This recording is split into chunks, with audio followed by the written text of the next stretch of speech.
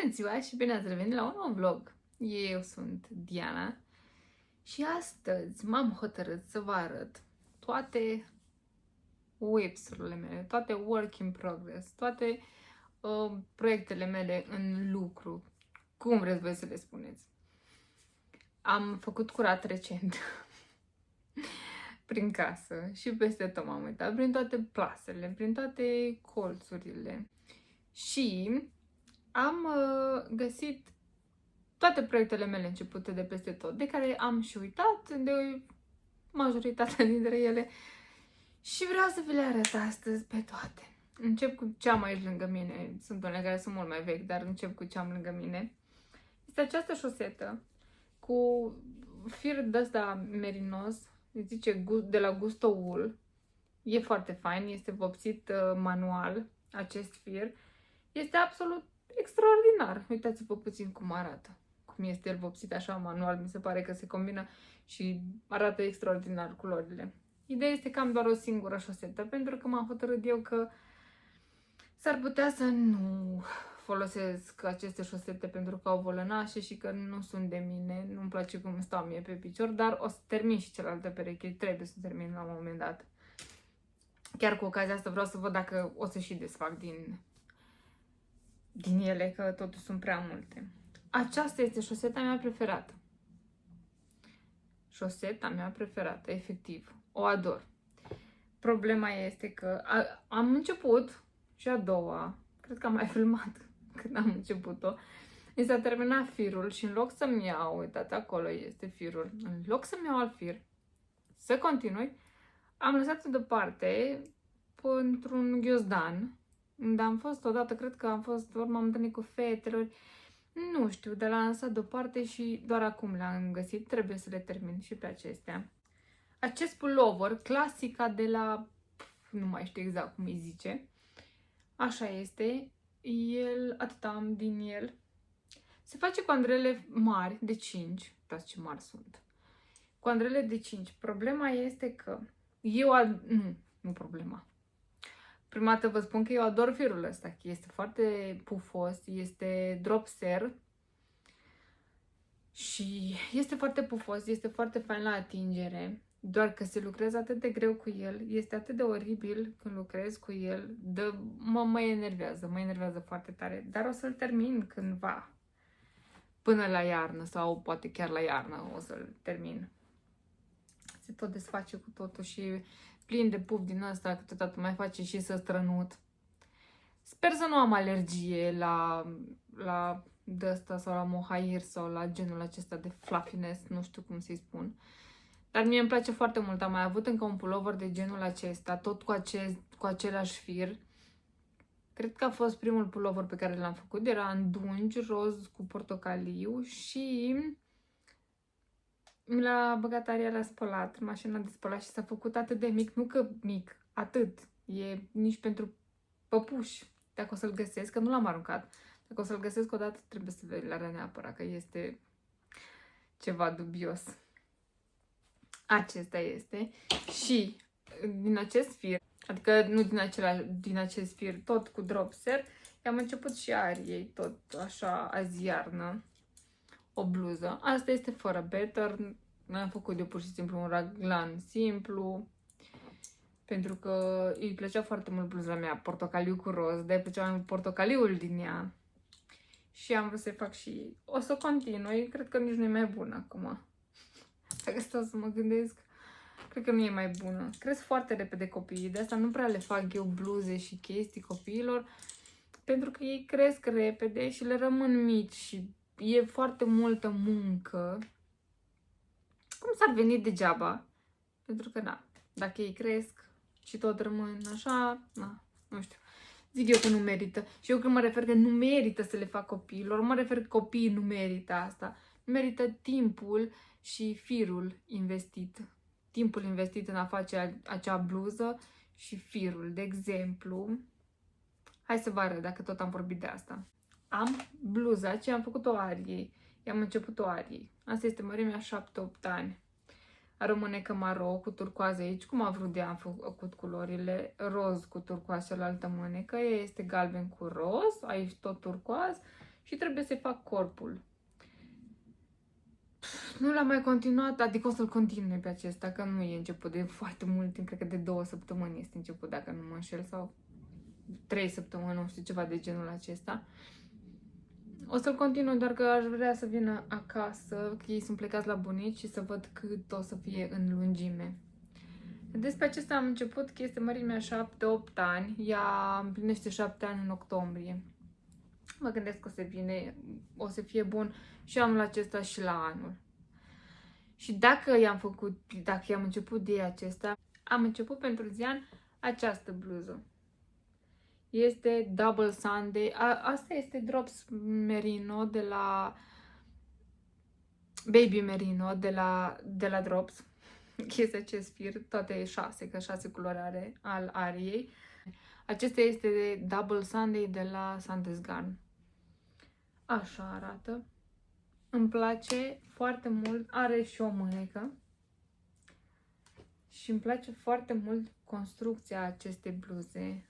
Foarte, foarte mult. Detaliile acestei bluze îmi plac extraordinar de mult și îmi place firul că este foarte moale. Foarte mult îmi place. Vreau și eu să-mi fac o asemenea bluză. Am văzut că o să apară acum și pentru varianta pentru femei. Este pentru bărbați, pentru copii. O să apară pentru femei, dacă le zice Vega sau ceva de genul. Nu mai știu exact. Și am început binding off, adică să iau ochiurile de pe Andrele, dar cum este ribbing 2 pe 2, Doamne, cât de complicat e chestia asta. Dacă până acum Italian bind off mi se părea că mi-a o veșnicie, acesta pot să-mi ia până la iarnă. Dar îmi place extrem de mult. Acest pattern îmi place foarte mult, firul îmi place mult și mărimea aceasta a lui Zian este mărimea 8-9 ani. El acum are 8 ani. Deci probabil că o să poarte iarna aceasta și iarna viitoare. Sper să fie mai lungă, mai largă cumva. Și oricum, știți, mi-am dat seama, după ce mai cresc, cred că pot să adaptez mărimea. Numai lungimea, cel puțin. Dar e pullover care oricum trebuie să fie mai larg. Și atunci când o să mai crească, cumva o să vină puțin mai strâns, mai pe corp. Și lungimea poți să o adaptezi. Te faci până pe aici și să mai pui, da, rânduri și să o adaptezi. Corect. Și că vorbeam de Italian bind off. Am acest top, anchor top de la Petit Nice, pe care tot așa l-am început de ceva vreme. Și tot în același punct sunt la Italian bind off. Atât am reușit. După care l-am lăsat. Nu îmi place, se vede, nu? Se vede că nu îmi place atât de mult bind off-ul. Trebuie să stau prea mult și trebuie să stau concentrată și na, nu îmi place atât de mult, dar trebuie să termin. Pentru că asta este de vară. Mi-am dat seama recent că nu prea port și nici nu știu dacă o să port topuri din astea de vară. Vara în România este foarte călduroasă și atunci cumva e greu să găsești vreme potrivită încât să le porți. Mai mult porți tricouri din astea, maieuri sau topuri de-astea mai legere. Știu că sunt și fire care sunt mai legere și ok de purtat vara, chiar și așa. Sau cred că croșetate sunt cumva mai aerisite. Dar, nu știu, cred că la concluzia asta am ajuns eu. Deși mai am începute. Mai am început pe acesta, nu mai știu exact cum îi spune. Este așa cu v-neck, cum este acesta de pe mine. Așa vin. Este atât de subțire, cu andrelele astea de 3 și trebuie să fac multe ochiuri pe dos încât l-am lăsat. Pentru că, nu știu, nu am atât de multă răbdare să fac ochiurile pe dos. Nu știu de ce nu-mi plac mie chiar atât de mult. Dar pe acesta am vrut să-l desfac, pentru că este ușor transparent și cumva ochiurile sunt mai largi. Cred că eu lucrez de fapt mai larg. Am vrut inițial să-l desfac, dar dacă m-am chinuit până acum să fac atât de multe ochiuri pe dos, cred că mai am foarte puține rânduri până ajung să le unesc. Și atunci parcă mi-ar fi milă să-l desfac. Acesta este, cred că singurul dintre toate, nu știu sigur, pe care l-aș desface, sincer. Dar nu o să-l desfac doar pentru că am făcut foarte multe ochiuri pe dos și care mă enervează foarte tare. Așa că s-ar putea să-l termin. Dar nu știu dacă o să-l termin vara asta, sincer. Probabil că o să mai fac și la iarnă la el, că mai am chef vreodată. De vreun ochi pădos o să fac la acela. De aceea nici nu prea fac cardigane. Nu prea fac. Am făcut doar unul singur și asta a fost la început. Și care nu a ieșit ce trebuie. Dar, mă rog, mai am unul de vară început. Așa e. Acesta. Nici nu mai știu. Cred că este de la Other Loops sau ceva de genul. Twisted. Nu mai știu cum îi spune. Nu mai știu exact cum îi zice. Este făcut cu cașmir, cu Cardiff cașmir. Este ceva aviz. Nu vreți să știți cum este la atingere. Dar, pe acesta l-am lăsat tot așa. Vedeți? Am eu o problemă. Mi s-a terminat firul. Și l-am lăsat cumva deoparte. Mi-a fost lene. Nu știu ce s-a întâmplat. De nu am mers să-mi iau alt fier de pe aici. Că mi-e pe aici pe undeva. Și l-am lăsat așa. Trebuie să-l termin și pe acesta, că trece vara. Deci cred că o să-mi fie cumva larg, ceva suspect. Și cred că cașmirul ăsta o să-mi fie foarte cald. Cred că la toamnă e bun acesta, corect. Cred că toamnă și primăvara, vara sigur nu. Și după cum vă spuneam că am făcut curat și așa am mai găsit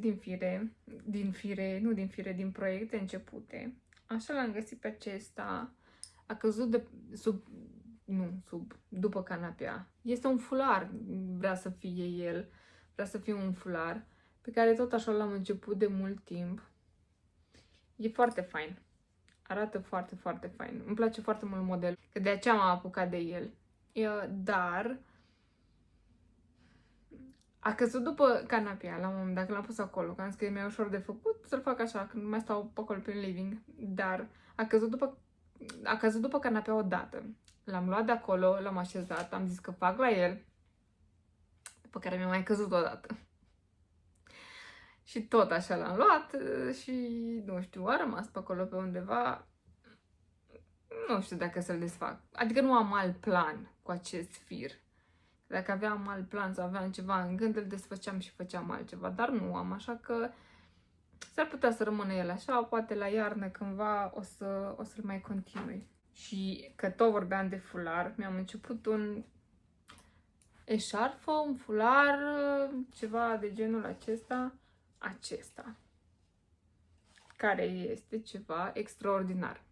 M-am oprit din a face în primul rând pentru că este vară și totuși chiar fular, deși acest fular cumva este mai de primăvară, mai de toamnă. E foarte frumos. Firul este unul divin. Ecopuno de la Nagrosa. Ce zice? Da. Este superb. Nici nu știu, cred că este 100% merino sau ce este. 72% bumbac, 17% merino și 11% baby alpaca. E foarte fin și fain. E foarte frumos și pattern-ul, doar că trebuie să stau puțin mai concentrată până fac toate astea cu, cum le zice, lace și pe aici color work și peste tot. Da, este superb. Am uitat de el. Mi-am amintit fetele ieri de el. Nu ieri, alaltă ieri am fost și m-am întâlnit cu fetele și mi-am amintit de el și am zis, Doamne, știu că l-am pus undeva, că uitați. Este în pungă.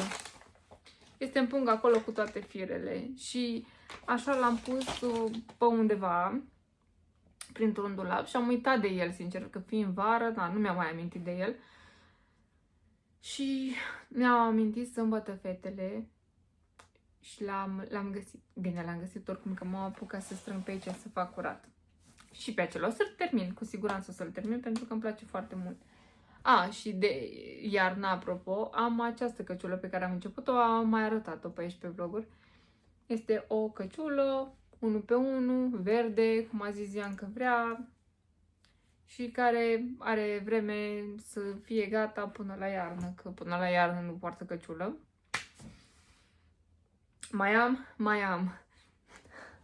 Am o problemă, știu.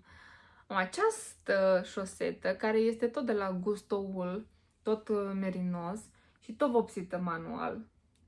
Și ea arată așa. Mai atât de frumos arată culorile astea. Așa împreună, sau cum se așează ele, nu știu cum să explic. Foarte frumos arată. Asta am terminat-o aseară. Am terminat această șosetă. și am început următoarea șosetă. Se fa perechea. Sper, Doamne ajută, să mă țin și să termin, nu ca celelalte. Deci asta este una. Mai am început o chestie aici, o pătură, nu știu, nu e o pătură. Efectiv, am luat eu firul pentru că îmi plăcea. L-am arătat la un moment dat, uitați cum arată el. Este așa roz, este degradé, nu știu cum să îi spun. E foarte frumos. Și m-am apucat de să croșetez ceva cu el, încât să fac ceva, pentru că îmi place el cum arată. Și cam asta am făcut. Dați de la distanță, cred că se vede mai bine. E un dita mai pătratul. Și cam atât. Și am zis că pot să transform într-o pătură, pentru că am două astfel de gheme din alea foarte mari, într-o pătură, sau aș putea o față de pernă, atât, și încă un pătrat așa și să le unesc cumva și să fac un ceva. Ceva să fac el, pentru că îmi place foarte mult culoarea lui. Nuanțele astea, așa, combinația asta.